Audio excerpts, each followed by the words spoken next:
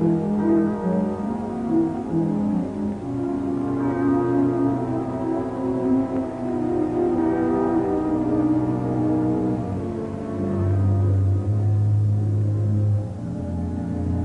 the clock, all's well, God save The king! The king!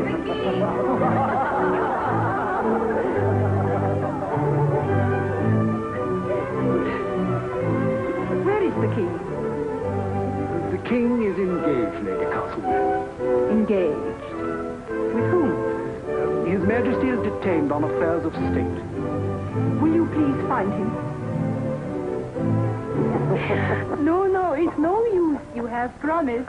And now you must pay for it. Louise. Your Majesty may command, Your Majesty may please. Louise. But I've got to have that house. And you've got to sign the lease. Tomorrow you can have anything you want, but tonight... No house. No tonight. Oh. Now, Majesty. One moment. 11 o'clock.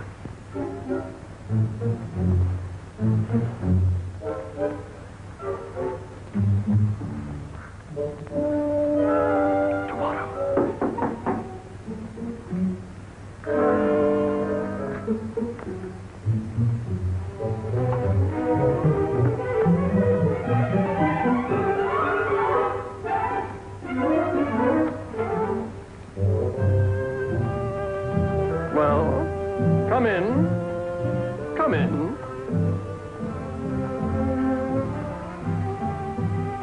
What is it? Pardon my intrusion, Your Majesty. Lady Castlemaine grows very impatient. Huh. Well, you know what she can do.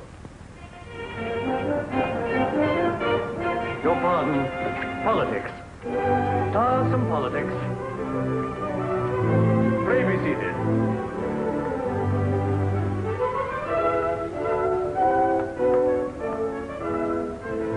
You've been a long time.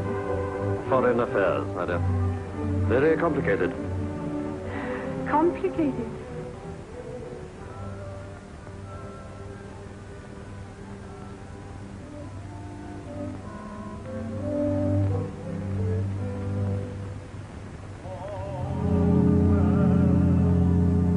God save the king!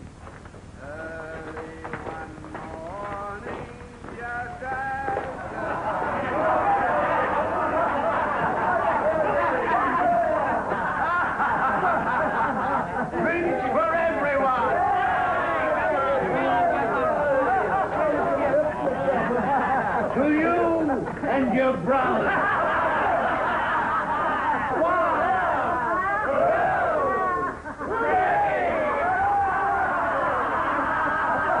What do you think of this? I say thank you, brother.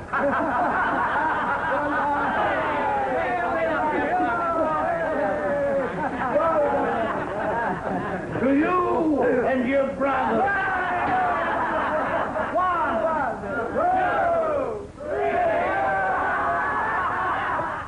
For heaven's sake, let's stop that noise.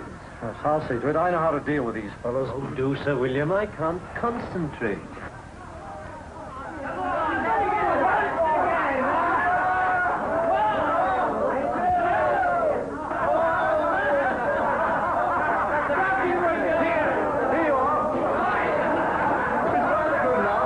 Have you heard any amusing gossip lately? No, Mr. Pepys.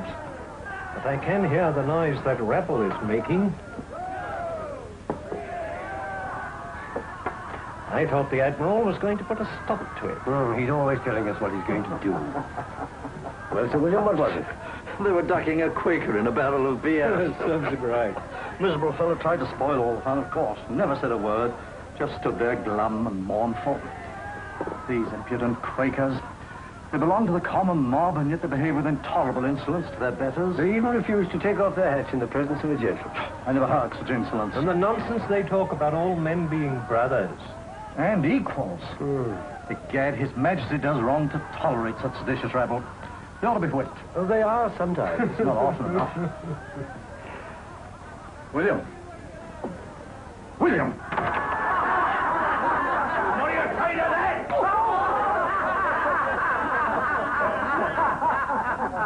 Thank you, brother. Leave that man alone. Take that out of him. Come on, in with him.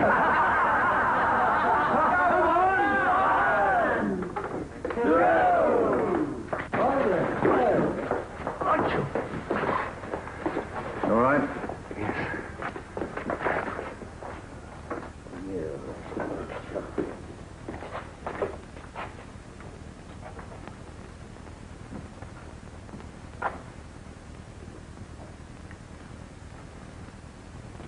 Your son seems very moody of late.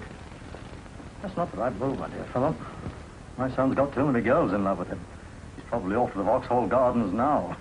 I have heard that he has some very odd friends. Nonsense. He's proved himself a very good soldier. His Majesty likes him, and the girls love him. Irresistible charm. Runs in the family. Yes. William's got a great future in front of him.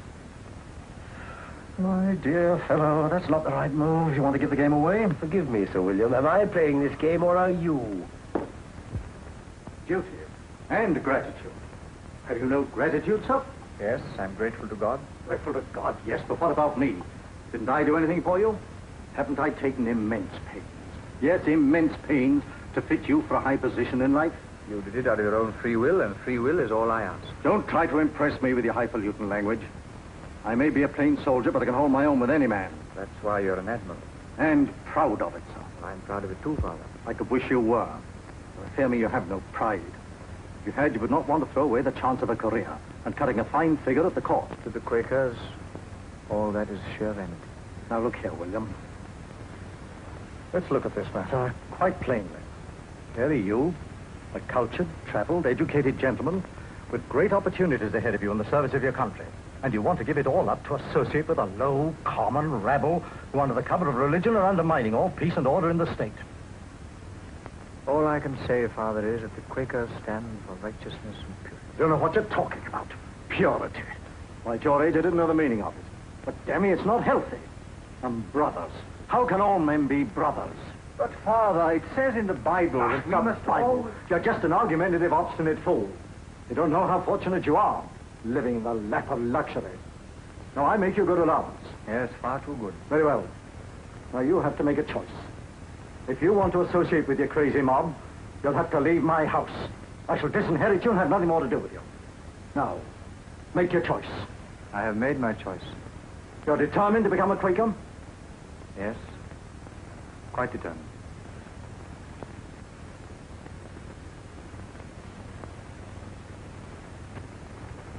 Goodbye, Father.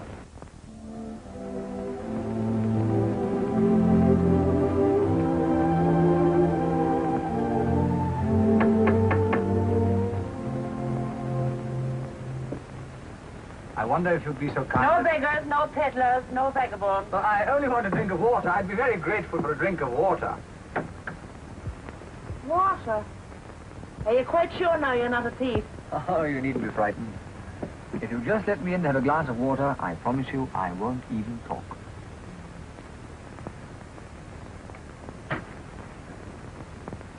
Come in. Thank you. Sit down over there. That's very kind of you.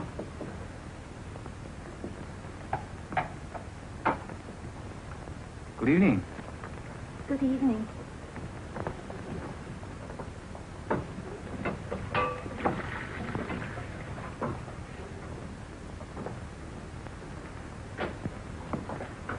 Very pleasant room, isn't it?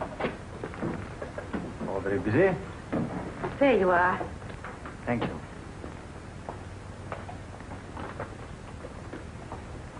Ah, that's good. Tell me, did you ever think how strange it is? It's dangerous to think. Yes, I suppose it is. In these days, you're quite right. But mark my words, the time will come. Will it now? Yes. The time will come when people won't think it eccentric to be kind to each other. You can't change human nature. Ah, but true human nature is divine. That's what we all must realize. Every country, creed, rich or poor. Tell me, whose house is this? It's the house of Sir William Pennington. The William Pennington. So. Now, don't tell me you want to talk to him because you can't. And even if you could, he isn't here. No, he and Lady Pennington are dining out tonight. Well, now that you've had your drink of water, is there anything more you'll be wanting? Now, you can have that. And I think you better be going now, or we'll have Miss Julie after us. And who is Miss Julie? She's Lady Pennington's daughter, and she's giving a party to all her young men. What, all of them? Yes, and they're all in love with her. You keep a respectable tongue in your head. Well, now, just a minute before you go. What did you mean just now when you talked about human nature? Well, Johnny, what's your name? Maggie Murphy, sir. Well, Maggie, what I meant was... One little smile from you, and it's heaven. Oh, I don't like compliments. There's so little you do like, Miss Julie. Well, I must admit I'm bored. I don't think your governess approves of the trend of the conversation. She's got earache, poor dear, and her ears are stuffed with cotton wool. Isn't that so, Miss Duplessis? No, my dear. I'd rather make it. There you are. If I may say so, Miss Julie, you make one great mistake. You always have lots of people around you, instead of just one person. To be perfectly frank, and tonight I can be frank because Mr. Duplessis can't hear, I have no intention whatsoever of letting any one person take up all my time at any time. Dash it all, that's not fair. I proposed to you 3 times. And I've given you an answer, which is more than the servants are giving me. I'd better go and see what's happened to them. Where are you going, my dear? There's an epidemic of deafness in the house. Yes, my dear. I think you left it in the drawing room. Do we not know the night is good and the day is good without the wishing of either? We must always do and say according to the feelings of our own true hearts. Let us then beware of affectation in our speech. Have you all gone mad? What are you doing? Take those hats off at once. Oh, excuse me, Miss Julie, but this gentleman has converted us. Converted you? Yes, miss. We've seen the light. Oh, I see. A Quaker. Yes, a Quaker, do you mind? I'm not sufficiently interested to mind. But Mother said Quakers were not to be allowed near the house. Ah, but if I talk with her, she'll soon change her mind. You're very sure of yourself. Yes, I am. You know, I think I could even convert you. You couldn't? No, I could. How do you know? Your eyes give you away. Is it? They do nothing of the sort. And if you're determined to go on talking like this, you'd better come into the dining room. Then perhaps we can get some service in the house.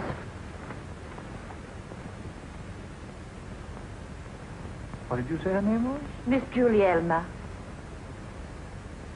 Julie Elmer. There's a talkative Quaker in the kitchen. He's coming in to convert you. Convert us? How dare he? Oh, it'll be fun. You'll see. Good evening. Come in, come in. Who might this be? I don't think we've had the pleasure. No man has ever spoken to me with his hat on. Take it off at once. Oh, but he can't. You see, he's a Quaker. Oh, it's made of paper. Do sit down, won't you? Yes? Thank you. Extraordinary behavior. These, I suppose, are your young friends. Yes. Why, don't you approve of them? What a pity. What do you mean? Well, what a pity it is that you all lead such idle, useless lives. And what do you do, my man? Just preach? Yes, if you'd like to put it that way. Go on. Well, you see, you're all so thoroughly bored of yourself. What do you mean? You know, you get so much more out of life if you took a bit of interest in it. For instance, you'll find that there was satisfaction and pleasure to be found in helping others. The secret of happiness, gentlemen, is to be found in that one word. Love. It is the key, gentlemen. And it was given to us by the Son of Man in Galilee. A very long time ago. Talks well, but a common fellow. You're a sort of parrot, aren't you? Yes, I suppose I am. but a happy one. Because all the time I'm repeating something which is true. I will not sit here and listen to this unspeakable rudeness. Shall I throw him out? No, I will. Gentlemen, please. I will show him out. But you can't. The fellow's dangerous. I think you'd better go. As you wish. It's all very beautiful, isn't it? You know, you remind me of a lot of lovely peacocks. Oh, forgive me, gentlemen. No offense meant. I bid you all a very good night.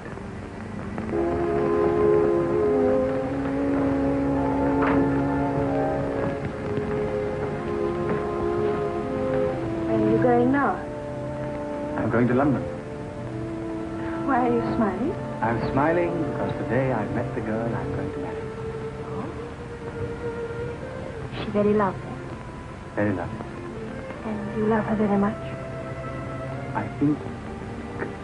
What? For a long time. And you're going to marry her? Oh, I haven't asked her to marry me yet. Well, perhaps she'll refuse you. Somehow I don't think she will. Does she live in London? And I can't ask her to come with me because I'm a Quaker. But I shall be back. Tell me. Do you think she'll wait for me? How long?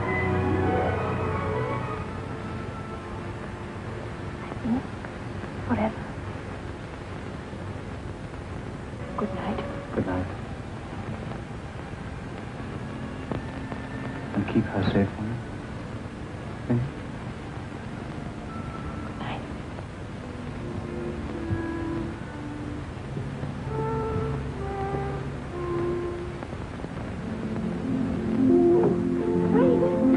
Wait. I don't even know your name. It's William. William Penn.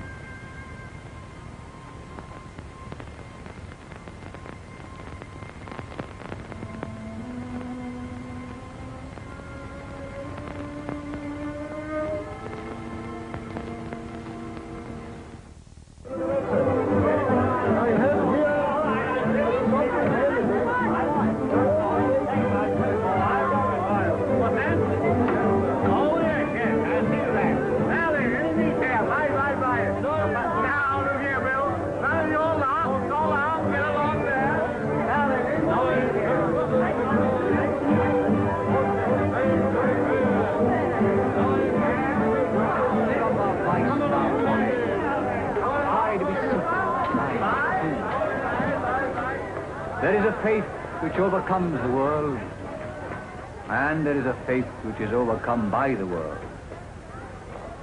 But first we must realize that all men are born free. Free? I'm not. I wish I was. In the eyes of God, we are all equal. I don't believe it. I'm not your equal. I knows a gentleman when I sees one. And I won't be made fun of at my time of life. Why, you ought to be ashamed of yourself making fun of an old man. Oh, I'm not making fun of you. You can think what you like. Just as we all have a right to a conscience. The wicked should be burned. Oh, come. That's a poor way of convincing anyone. Isn't it? You always keep that hat on. Yes. Except when we pray. You go to bed in it? No, not often. Why do Quakers wear their hats? Yes, tell us why. Partly because we believe that we should not do anything that does not correspond with the feelings of our hearts. And partly to keep our heads warm. My friends, the knowledge of God does not come to us through observing the things of this world. God is in our hearts, waiting to reveal himself. Wicked should be burned.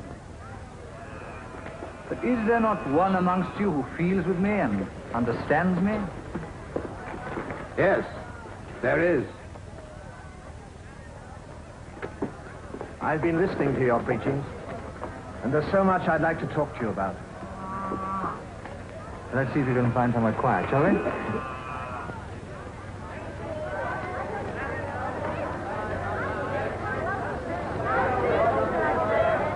You see, Bindle, everyone has the right to enjoy a decent life. to have freedom and justice and be free to worship God in his own way. But others have spoken like you before, and political issues have got them thrown into jail. We must have patience and courage. I tell you, the day will come when the world will be a just, friendly place. It must be so. I'm going to London at the end of the week. You must come with me. George Fox is holding a large meeting of Friends there. He feels that in these dark days, unity within the Friends is essential. In essentials, unity. In non-essentials, liberty. In all things, charity. Out of our unity will come that greater unity of Europe and the world. And we cannot fail, Bin. Well, till we meet in London. Goodbye.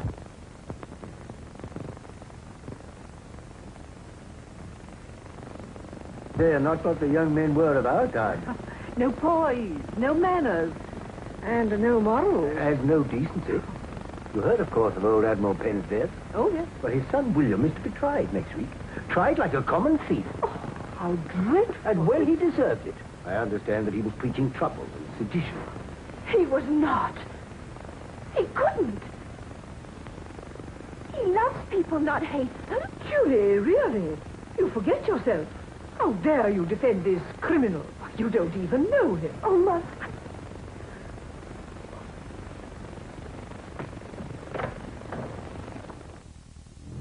Leave us. I'm sorry to see you here, young man. I'm sorry to see myself here. But it could be worse. Not much, though. Well, you have only yourself to blame. This is no place for the son of a distinguished admiral. If you ask me, this is no place for a son of any man. Then it is up to you, my dear boy. All you've got to do is to admit that you were wrong. Promise never to repeat the offense, and His Majesty will be pleased to have you released. No, I can't admit that I was wrong. Because I didn't do anything wrong. Since when has freedom of speech been forbidden? Oh, come, before it is too late, adopt a more reasonable view, and all will be well. A fine young man like yourself can expect to be favored by the king. What about my conscience? Compromise. There can be no compromise. Every man is entitled to think for himself and worship God in his own way. Really, you quite shock me.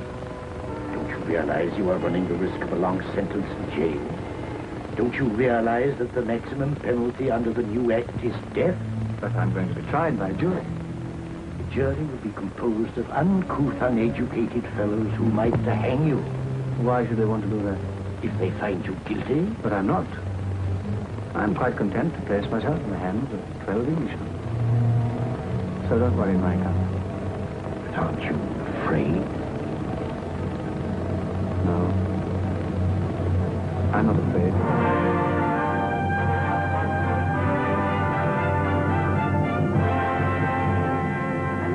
Said William Penn unlawfully untumultuously did assemble and congregate together with divers other persons in the street called Gracechurch Street to the disturbance of the peace of the said Lord the King, his crown and dignity.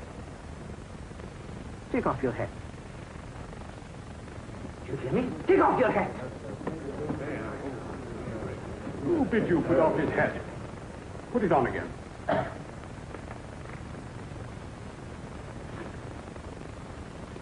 For wearing your hat, I fine you 40 shillings for contempt of court. You know the charge which has been preferred against you. Yes, I do. I vow, Mr. Penn, I'm sorry for you. You are an ingenious gentleman. All the world must allow that. And you have a plentiful estate. Why must you then render yourself unhappy by associating with such simple people as the Quakers? I confess I have made it my choice to relinquish the company of those who are ingenuously wicked, to converse with those who are more honestly simple. You appear to have everything a young man could desire. Health, reasonable appearance, and intelligence. With very little trouble on your part, you could add to these advantages the benefits of money, property, and solid influence. There is no harm in being religious, but you must choose the right sort of religion. And there's a limit to what a gentleman can do. Look here, if you persist in trying to convert me, I shall try and convert you. I wish you were a wiser man. I wish you were a better man. Mr. Penn, I have no ill will towards you. In fact, I have a great deal of kindness for you. Then you have an ill way of expressing it. After all, the question is not whether I'm guilty of the indictment, but whether the indictment be legal. But the new Act of Parliament... The new act had nothing to do with the meeting I was conducting. You're an impertinent fellow. Would you teach the court law? The act is not valid in law. If the Lord Coke in his Institutes, Volume 2, page 56, if you have any weight, common law is common right. And common right is the great charter privilege confirmed by Henry III. And in that charter it says that every Englishman can... Take him away! Take him away! My lord, if you do not take some course to stop this impertinent fellow's mouth, we shall not do anything all day. Very well, take him away. Turn him into the bail dock. This is a ridiculous charge. Is this justice or judgment? I am not to be silent in a case where I am so vitally concerned. And not only myself, but many 10,000 families besides. Now, gentlemen of the jury, you have just witnessed the disgraceful behavior of the prisoner. You have also heard the indictment. It is for preaching trouble and sedition. Trouble and sedition? Is that what you call free speech? Jurymen, I appeal to you who are my judges, and to this vast assembly, whether the proceedings of the court are not most arbitrary and void of all law in endeavoring to charge the jury in the absence of the prisoner. But you are present. You can hear, can you not? Jurymen, I have not been heard. And you cannot legally depart from the court until I have been fully heard. Pull that fellow down. Pull him down. I appeal to the jury who are my judge that they cannot leave.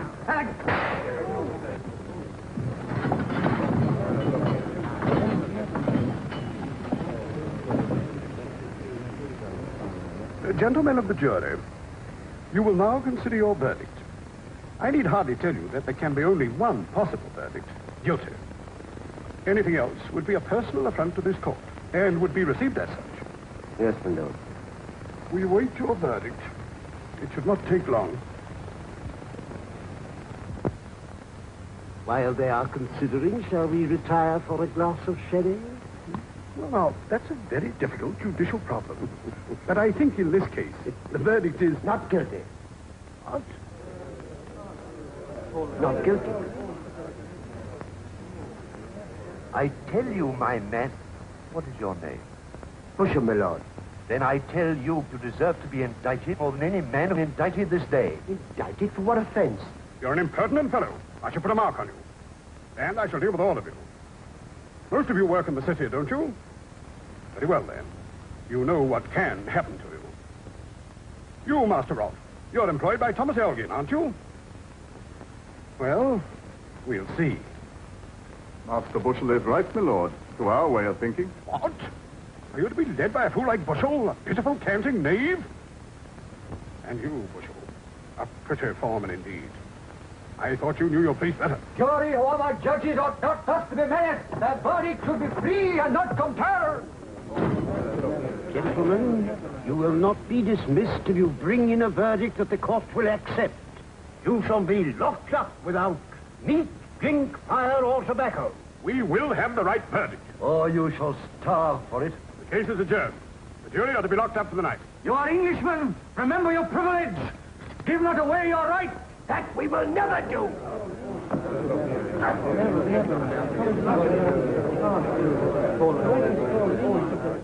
What is your verdict?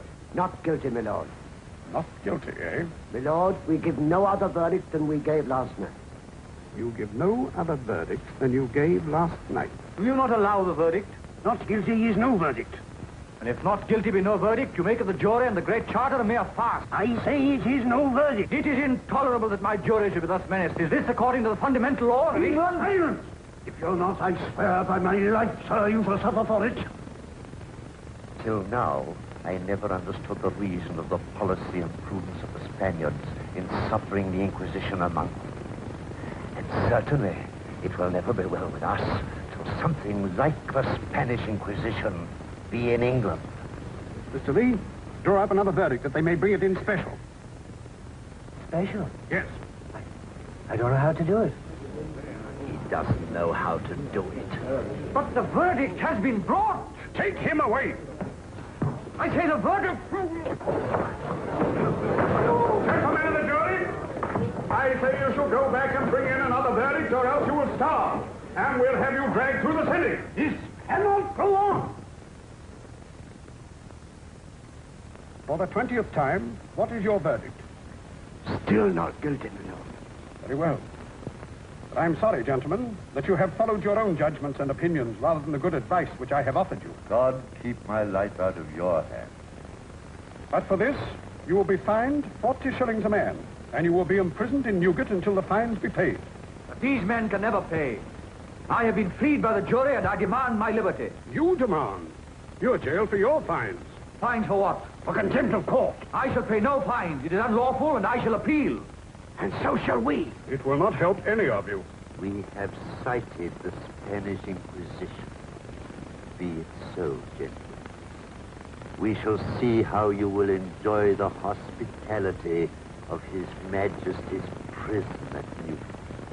And until you see the error of your ways, there you shall stay and rot. I'm glad I went. The trial will go down as a landmark in the history of English law. Why? Why? Well, it will definitely establish the absolute right of juries to bring in a verdict according to their conscience. Both are notoriously composed of fools. Yes, but in bringing in a verdict for the plaintiff and in rebuking the Lord Mayor, Mr. Justice Newdigate said that judges were free to open the eyes of the jury, but not to lead them by the nose. I don't really approve. I suppose I should. My dear. But after all, my dear fellow, it is to the courage of such fools as Bushell and his fellow jurymen that England owes her renown as the home of justice.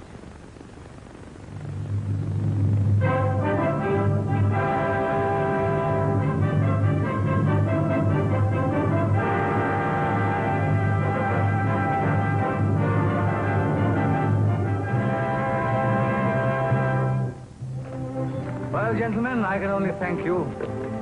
You are the true spirit of England. We only did what we knew was right. To do what is right isn't always easy. Don't go and get yourself into trouble again. Good luck, sir. Thanks. I shall be needing it.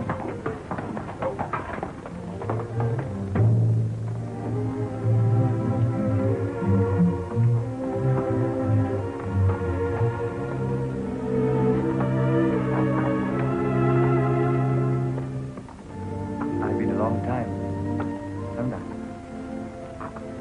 Such a long time.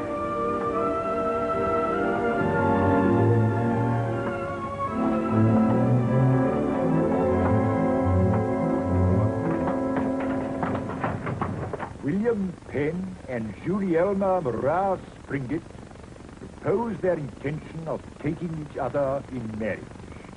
In the presence of God and these our friends, I, William, take thee, Julielma, to be my wife, promising to be to thee loving, kind, and faithful, so long as it shall please God to continue our natural lives.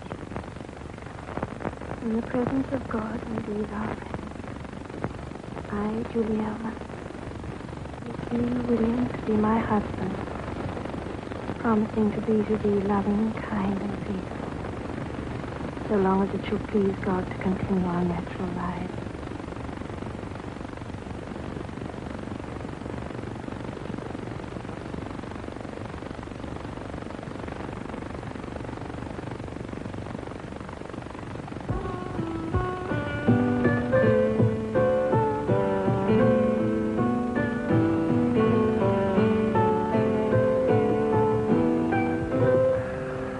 Bounty is as boundless as the sea, my love as deep.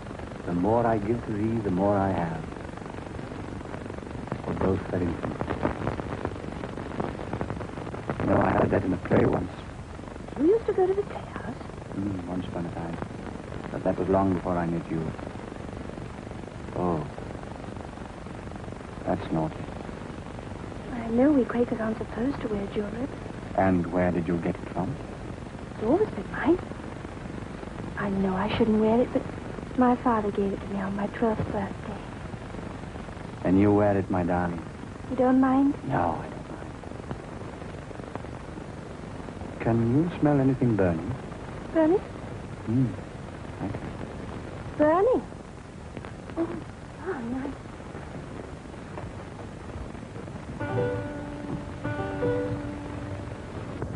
Is it all right? It's funny the way music makes you forget things. Now, not the way I play it. Oh. Why, it looks delicious anyway. Soon see. Now,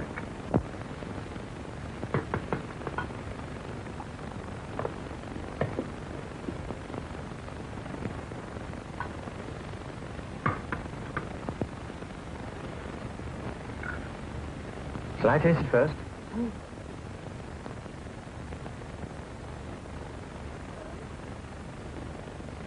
Taste it.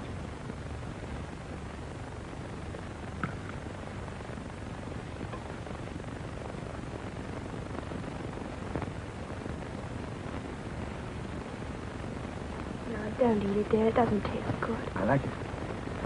Well, it's awful, I know. I did try. The recipe said leave in the oven for 2 hours. So sure didn't say leave in the oven. I didn't realize how difficult cooking was. Never mind. I didn't marry you for your cooking.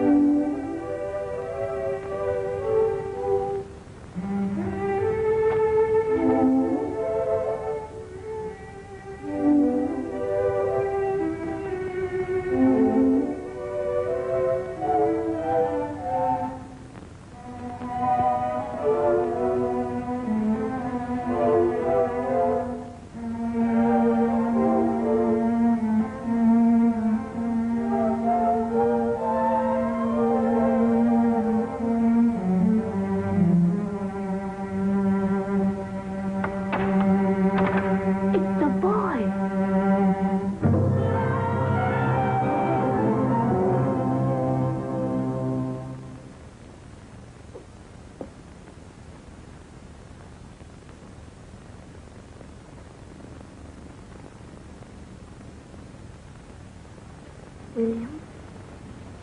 Meet William.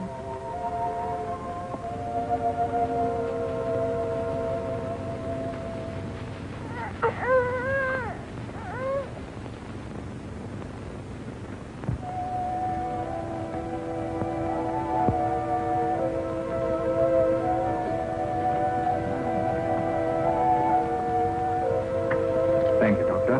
Don't thank me.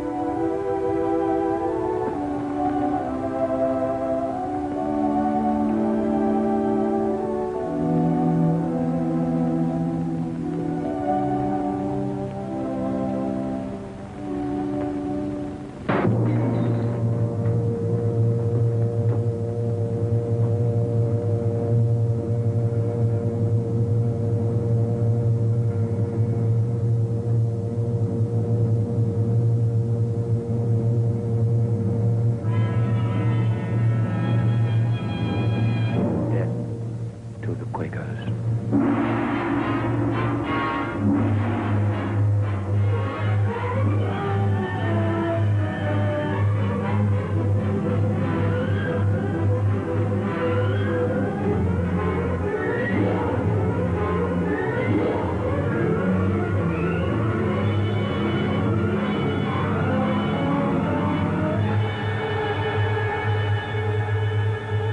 Why don't they arrest me?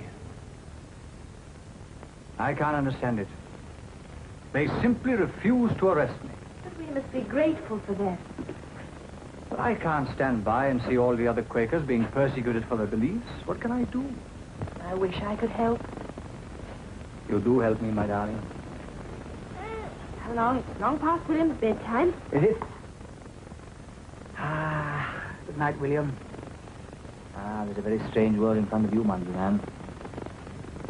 I wish I could give you a new one. All bright and shiny. Good night. Come on, come on. A new world. Yes. Christ said, "Behold, I will make all things new."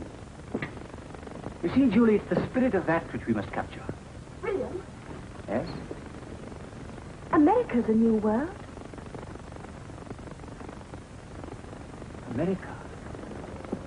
You could start from the beginning there. Yes.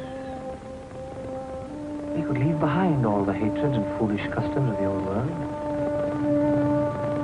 We could take America and turn it into a vast continent where freedom of thought and liberty of conscience would be the birthright of every man. And our laws would be just because they'd be the laws of Christ. William, you must go. You've got to go to America. Yes, Julie, you're right.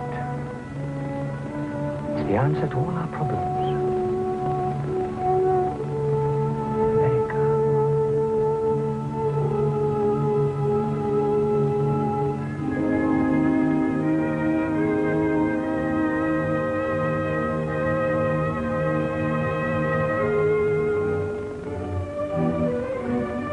I'm smiling because I wish posterity to remember me smiling. Certainly, Your Majesty. But would you please keep still?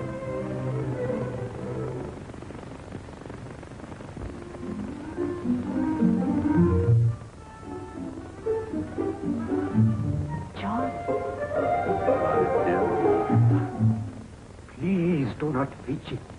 How can I paint if you fidget? My sincere apologies.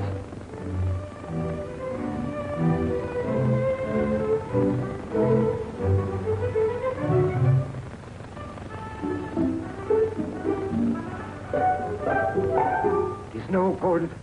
I have finished. I shall not paint any more today. Now look what you've done. You're very happy. Yes, I like this place. So far removed from all my creditors. What a pleasant new experience. Couldn't we find another new experience? What do you suggest? What is it?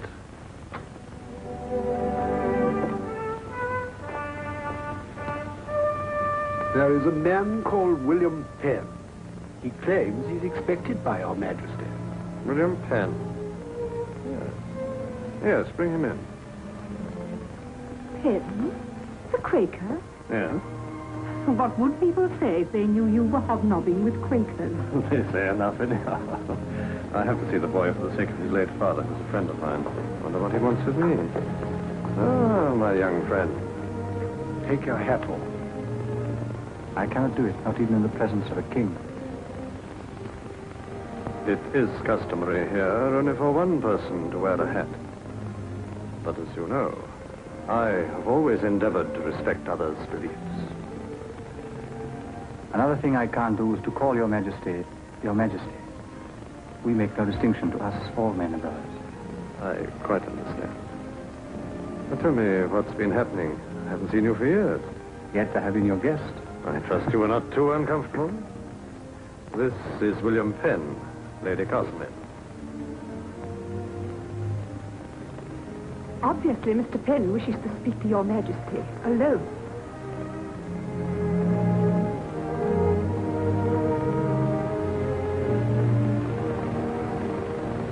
And now, what can I do for you? It's about money. Money? Oh, you must see my personal financial advisor and have a talk with him. It is with you I want to talk. About the money you owed my father. Did I owe him money? Yes, I suppose I did. 17,000 pounds to be exact. As much as that? I wonder where it could have got to. You know, it's extraordinary how quickly money goes. Have you noticed that? Or are you married? Yes, I have a very beautiful wife. Really? Tell me about her. The money matter is urgent. Money matters always are urgent and always tiresome. Not only my happiness, but the happiness of thousands of people depends on it. Money isn't everything, you know. And I'm rather surprised that you, a Quaker, should set so much store by it. I always thought you fellows took no interest in such sordid, mercenary matters. Anyway, if you had it, you'd only spend it, my dear boy. Yes, I should spend it, and I can tell you how. Oh, I know all about spending. That's not the difficulty. If I had that money, I'd like to buy something from you. Buy? From me? But I have nothing to sell. You have land. Heavily mortgaged. Land in your vast territories in America. You mean You want to buy land in America. Whatever for? Here in England, the persecution of my brother Quakers is intensified every day. I have no hand in that. You tolerate it. But if you gave us land in the New World, we could go there and start a new life. We would treat the Indians as brothers and gain their friendship by a kind, just, peaceable life with communities and build great cities and be free to worship God in our own way. Here we go hand. And there we would work and prosper and build up a state which would be a pattern of the world. Isn't it an experiment worth trying? A holy experiment?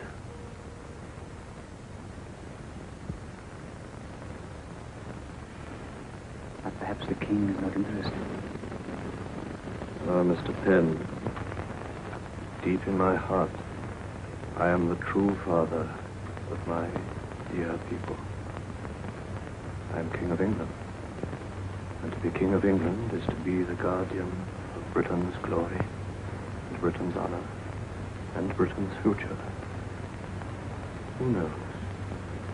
One day across this sea, which shall be our defense, this undeveloped colony of which you speak may become the champion for the truth and the freedom of all men. Then we may have the land. I don't see why not. Thank you, Your Majesty. Thank you, brother. Now tell me, what you're going to name this new colony of yours? Well, I hadn't thought of it. Perhaps we can call it after Your Majesty. Oh, no, there are already two colonies named after me, North Carolina and South Carolina. Well, it's a leafy, wooded country, perhaps. Sylvania. Oh, why not Penn's Sylvania?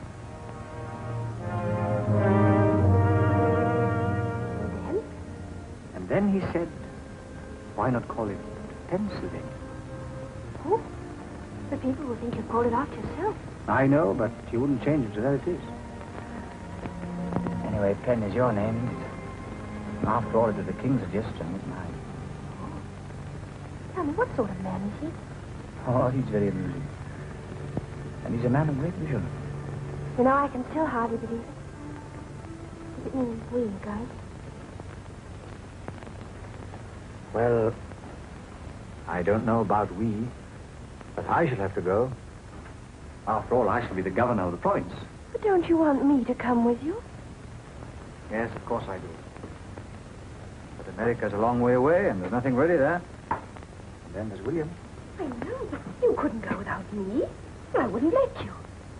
I'd face anything with you. You don't know how brave I could be. You're afraid of mice. But there aren't any mice in America. Aren't there? Only Indians. And I'd rather face an Indian with you than a mouse. You would? How soon shall we be starting? I don't know. The charter hasn't been signed yet. I expect it'll take a few months. You know how these things are. I hope it won't be too long.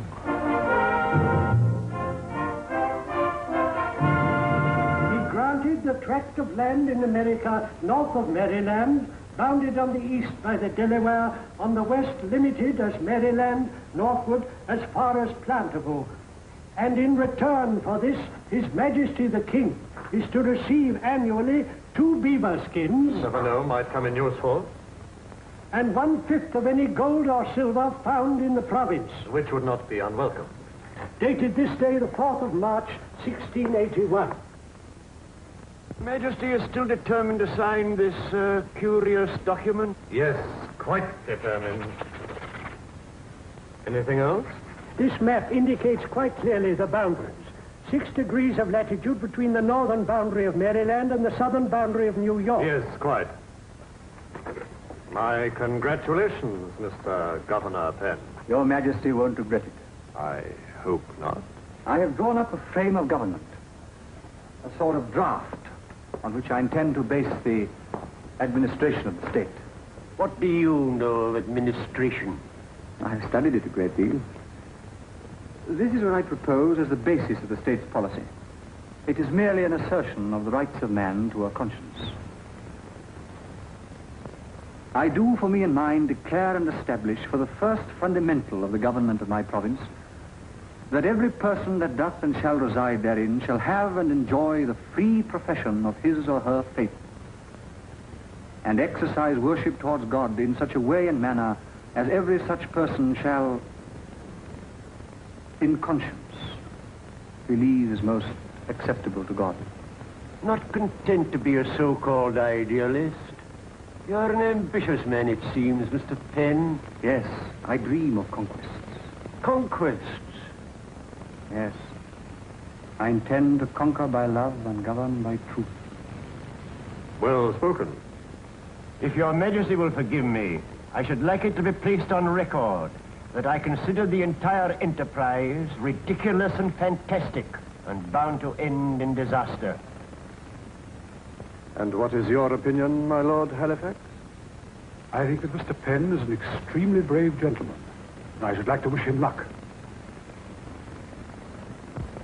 The king is the winning move. I've packed your shirts in the second trunk, dear. They've all been carefully mended. Thank you, my darling. And the scones are in the box with the provisions. I made them myself. Did you? And I know I shall enjoy them. You will try not to walk about in the rain and get your feet wet, won't you? Try, but I won't promise anything.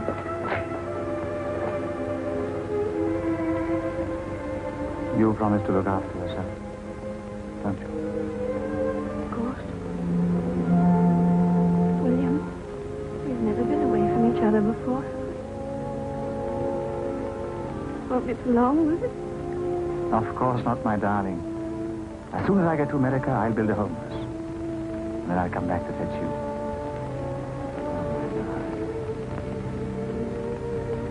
Tell me, do you think she'll wait for me? You mean she'll wait for you? How long? Forever.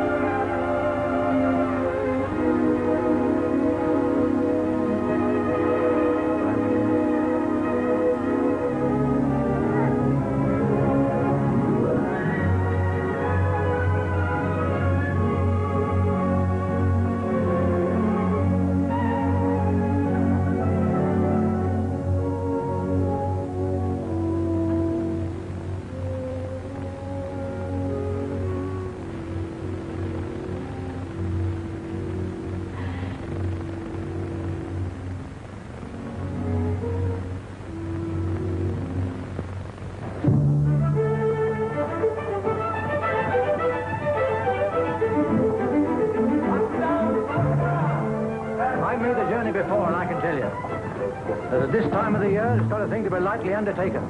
The weather's bad, the sea's rough, and with 100 passengers on board, it's not easy to survive such a long voyage. Don't worry, Greenaway, we'll survive all right. Ready for casting offset? Not yet. There's an important passenger coming aboard.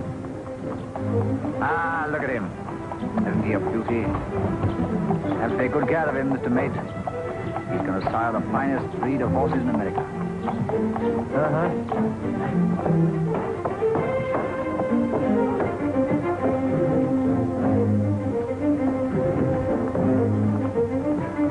What do you want to take a horse with you for? That's an ordinary horse. That's Tamerlane. No, it'll never get there. You are a cheerful fellow. What is it to be cheerful about? You've never crossed the Atlantic. Penn and his followers will be better off in jail. And your Majesty would be well advised to prevent this foolish expedition. I'm sure Milady Castlemaine agrees. My Lord Arlington is right.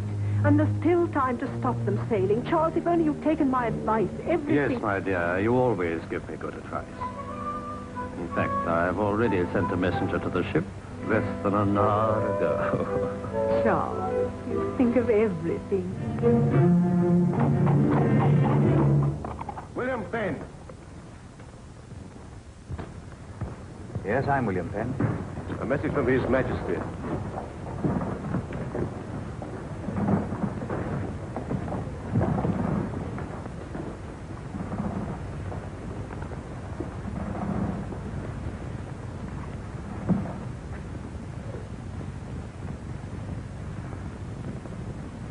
God bless you all. May he grant you a speedy voyage and give you happiness in your new home. Charles R.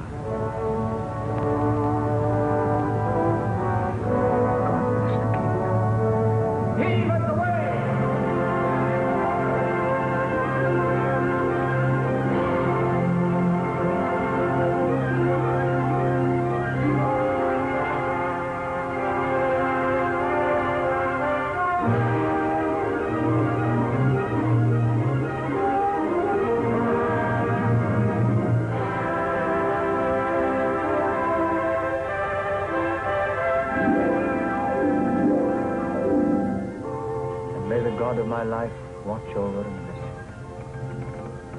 My love, which neither sea nor land nor death itself can lessen, will abide with you forever. Penn! It's Penn! What is it? Smallpox has broken out. Penn, there's smallpox aboard. We're turning back. There's to be no turning back on this voyage. Captain's orders, Mr. Penn. The man's to be thrown overboard and the ship turned back for England. All right, I'll see the captain.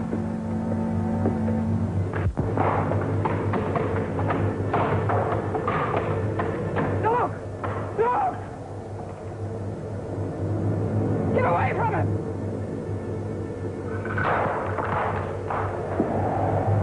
Keep clear of that man.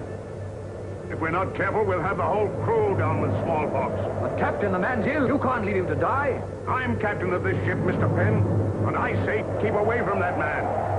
Mr. Mate, get a sack and throw him overboard. Hi, you. Get a sack and throw him overboard. I warn you, Mr. Penn, if you touch that man, I'll have you put in irons.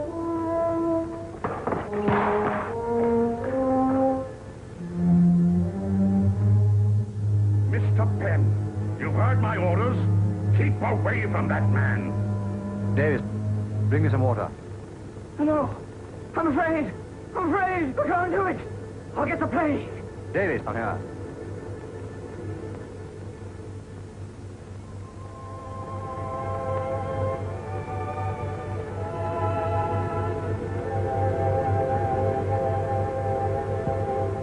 There's nothing to be afraid of. Now get me some water. Yes, Mr. Penn.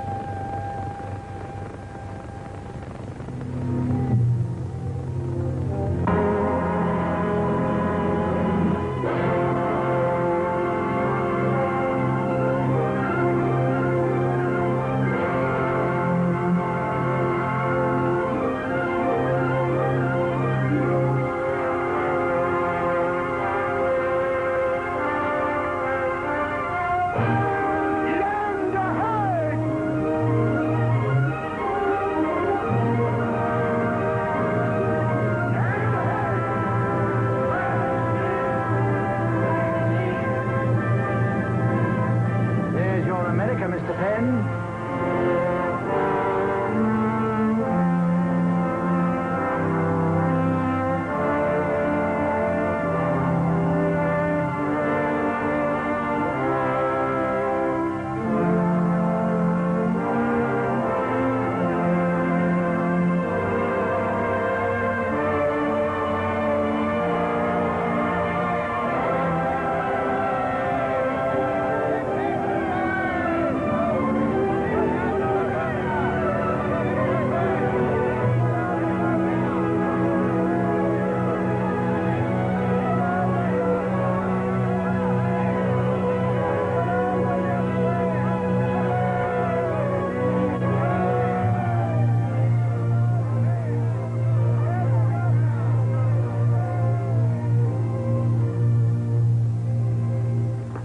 This, Mr. Penn, is Captain Cockrell. There's nothing he doesn't know about India. I've heard a lot about you, Captain. I'm very pleased to meet you. You know, the first thing I want you to do is to teach me the Indian language. It ain't so easy, Mr. Penn. We'll soon get over that. Well, gentlemen, I can only thank you from the bottom of my heart for the fine work you've done, and in so short a time. But we've still got a lot ahead of us. Holmes, let me have a look at my plan of the city again, will you? Well, Mr. Penn, as an architect, I can only congratulate you. But if I may say so, I think 10,000 acres with a lot of land reserve, 1,200 would be far more sensible. No, no. We shall need all the land we can get. You see, the city is laid out in a rectangular system. A series of parallel highways reaching across from river to river. Here, two great streets, each a mile in length. Broad Street and High Street. In the center of the city, a grand square of 10 acres. And then in each quarter, a square of 8 acres each. It's all practical, and we shall need all the land we can get. Now, there's only one thing that's worrying me, and that's the name. Coacoan. Coco, that's Indian, isn't it? Yeah. That's a pretty sounding name. Tell me, what's the Indian word for brotherhood? Love. Tia. We can't really call it that, can we? We might as well have it in Greek. Greek?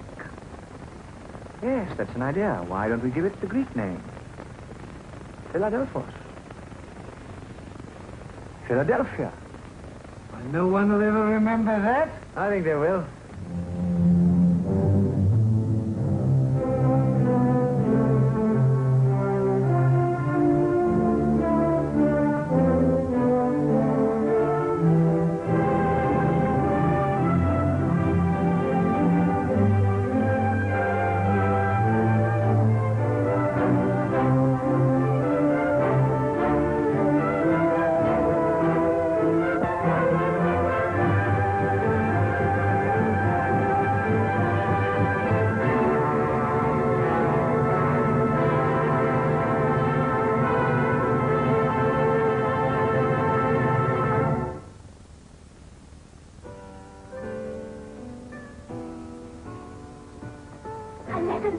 A letter from America. Oh, thank heaven.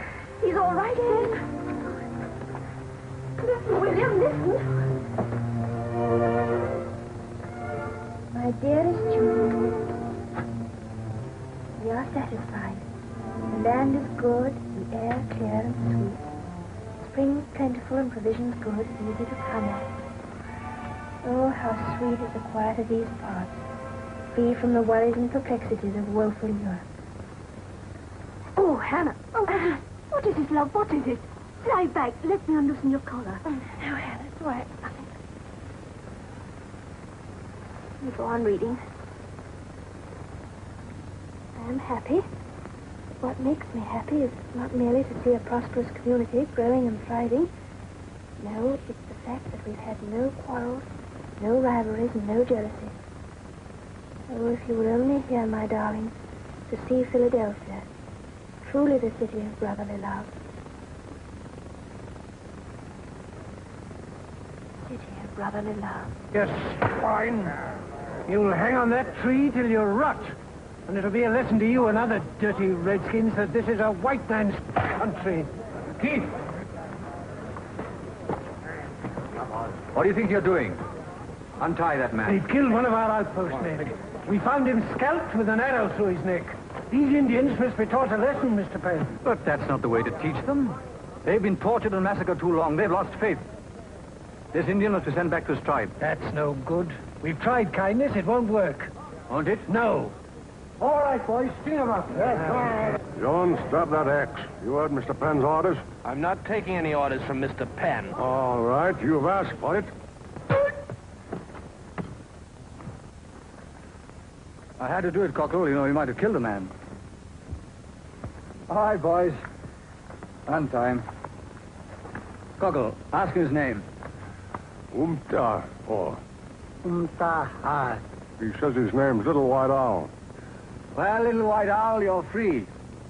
You can go back to your tribe and tell them that the white man sends greetings to the great Red Chief. And tell him that before many moons wane, if he's agreeable, a certain Mr. Penn will pay him an informal visit.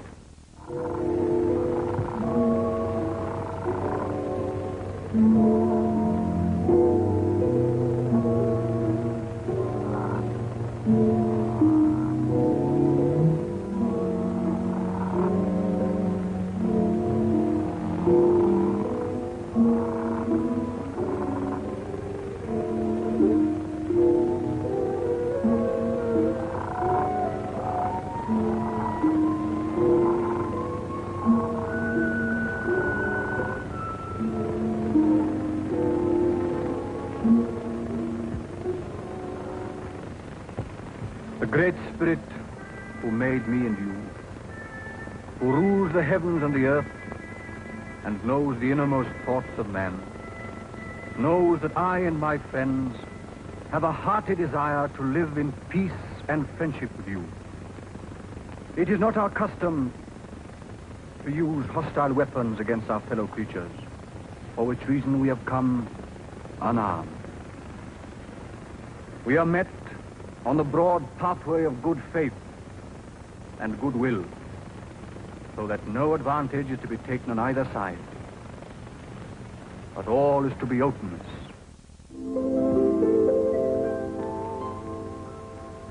What am I to do, Holmes? Keith is undermining the confidence of the whole state. Even the council is showing it. Oh, things will settle down. Just a passing phase. Yes, but it's such a waste of time. And then there's this boundary question, Maryland claiming part of Pennsylvania. Is it true that the governor of Maryland is going to fight the case in England? Yes. I'm afraid I shall have to return to England, too. But you can't do that now. You're needed here more than ever to carry things on. Pennsylvania must be made secure. And then there's this problem of self-government. That's got to be settled, too. The king will never grant that. We must. We've made Pennsylvania safe from the Indians, and we must consolidate that safety by gaining complete independence. It's the only way. I'm going back to England.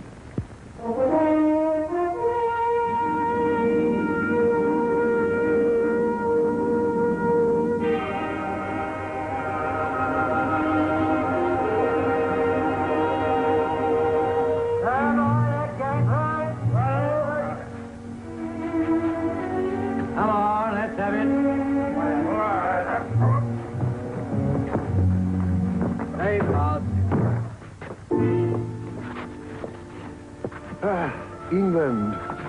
Ford, can you see Mrs. Penn anywhere? No, I can't. Oh, I beg your pardon. Mr. Penn, a message from Dr. Vernon. What is it? It's Mrs. Penn, sir. You must get to London at once. I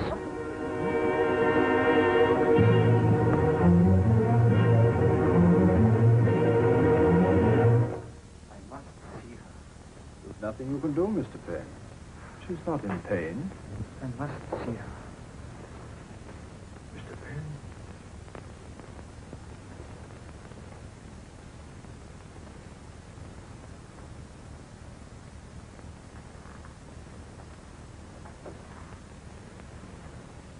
Julie.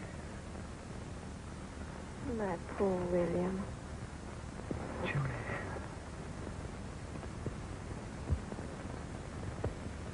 Don't cry. I'm not crying.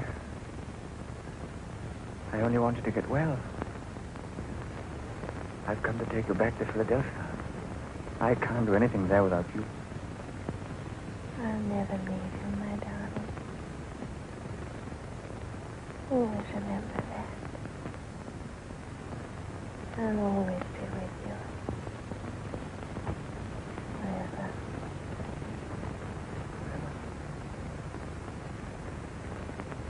You must be good, darling. They need you. Don't talk, my darling. Rest. I love you.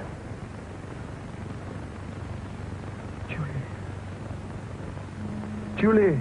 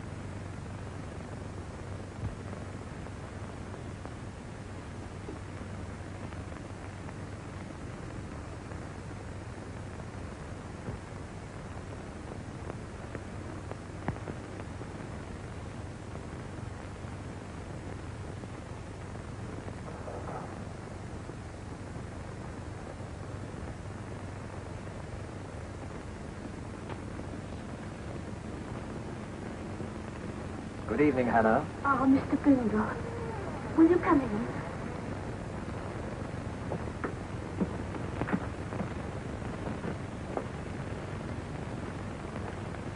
Hannah, this is Brother Pearson from Philadelphia. And this is Brother Klaus from Amsterdam. You've heard, Mr. Bindle? Yes. Mrs. Penn's death was a great shock to us all, Hannah. Oh, Mr. Bindle, I'm so glad you've come. I'm so frightened. When she died, all life seemed to go out of him. He's been with her ever since. He won't move. Nothing I can say. No, Hannah. Do you think he'll see me? But it's no good, Mr. Bindle. He only stares and stares. I think he's going out of his mind. But I must speak to him, Hannah. Brother Pearson has come with many messages from America. And Brother Klaus has come with nearly 100 friends from all over Europe. They've given up everything in order that they may start a new life out in America. They're all waiting to sail. Well, Mr. Penn won't go back to America now, sir. What do you mean, Hannah? He told me so before she died. Hannah, he said to me, if Julie dies, my heart will die. I shall give up everything. She's my life, Hannah. She's my life. What are we to do? Everything is ready. The ship is sailing from London docks. If he doesn't return to Pennsylvania, the state will go to rack and ruin in a month. Even now, they've started quarreling and intriguing among themselves. No, without Penn's leadership, it is no use going on. I will have to return to Holland. They won't go to America without William Penn.